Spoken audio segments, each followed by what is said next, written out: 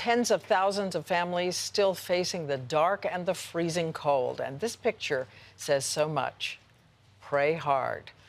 All day, our ABC family has been teaming up for a special day of giving for the families who need it more than ever as they brace now for another storm coming in. It is the new worry, a wet and windy nor'easter gathering strength over the Gulf right now and expected to march up the coast. And ABC's Lindsay Davis has that. New York City kids went back to school today. Most Big Apple subways up and running. And those gas lines still long, but getting shorter as the new supply makes its way to the battered storm zone. But in the hard-hit Rockaways neighborhood, Jane Marino is at her breaking point. Get us the services that everybody needs out here. We're desperate. After the storm, Jane stayed behind with her elderly parents. The ambulance for her mother couldn't make it through the sand-clogged streets. I've resorted to putting on the gas jets on the stove. They are among the 1.4 million people still without power in the wake of Hurricane Sandy, 115,000 of them right here in New York City.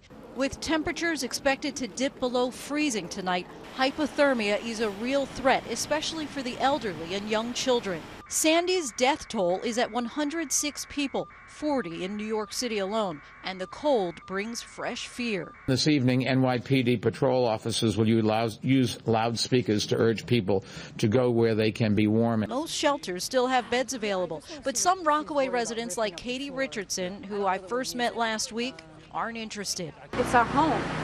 It's our home. Would you leave your place and you don't know if they're going to loop? The city estimates about 10,000 people in battered buildings and homes will need emergency temporary housing. But for the Marinos in the Rockaways, the concern is more immediate. They can hardly sleep, terrified about the nor'easter in the forecast for Wednesday. I just pray that everything will be all right. What else can we do?